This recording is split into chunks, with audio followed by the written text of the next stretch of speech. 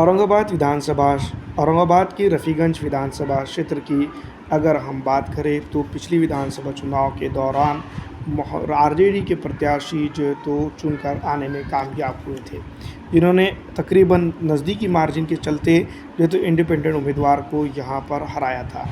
पिछड़ा हो, दलित हो या आरक्षित समाज हो या अन्य किसी समाज की भी बात करें तो यहाँ पर काफ़ी अच्छा रफ़ीगंज के अंदर प्रतिसाद मिला है और जनता ने काफ़ी अच्छा जो है तो महसूस किया है। और जिस तरह से मैं आपको बता दूं कि कुछ चीज़ें ऐसी ज़रूर है जिसके चलते जो है तो जनता की नाराज़गी भी दर्ज होते हुए नज़र आ रही है। रफ़ीगंज विधानसभा के ऊपर मोहम्मद नेहालुद्दीन जो है चुनाव जीतने में कामयाब हुए थे।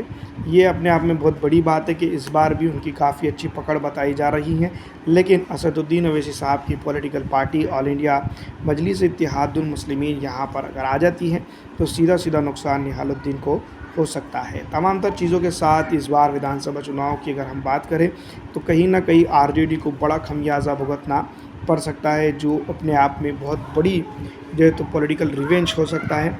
क्योंकि जिस तरह के हालात जो है तो आरजेडी ने पैदा किए थे एक वक्त में जो ऑल इंडिया मजलिस इत्तेहादुल मुस्लिमीन को लेकर, वो हालात वापसी में आते हुए नज़र आ रहे हैं।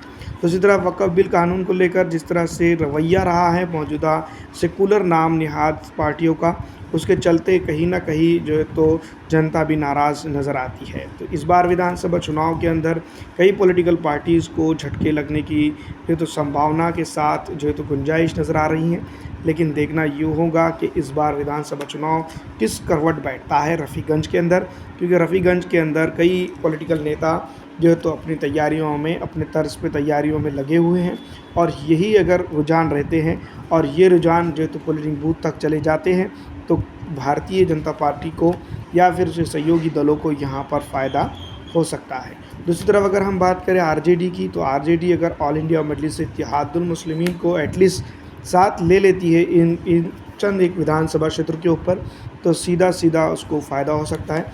अन्यथा अगर एमआईएम इस तरह की विधानसभा क्षेत्र के ऊपर अपने प्रत्याशी उतार देती है तो सीधी तौर पर ये बात करें तो उसको नुकसान हो सकता है। इस बार जो है तो भारतीय जनता पार्टी हो या फिर जो है तो कांग्रेस हो या फिर दूसरे अन्य किसी भी दल हो, उन तमाम तर दलों को दलदल के तौर पर देखा जाए तो काफ़ी कुछ चीज़ें देखने को मिल सकती हैं। इस विधानसभा चुनाव के अंदर सीधा सीधा अगर बात करें तो नीतीश कुमार और उसके सहयोगी दलों को काफ़ी झटका लग सकता है। बिहार के अंदर जिस तरह के हालात हैं उसके ज़िम्मेदार अगर हम बात करें तो मौजूदा पक्ष और विपक्ष दोनों ही है, लेकिन खामोशी सबके ऊपर तारी है। देखना यूँ होगा कि इस बार कौन भारी है विधानसभा चुनाव के लिए।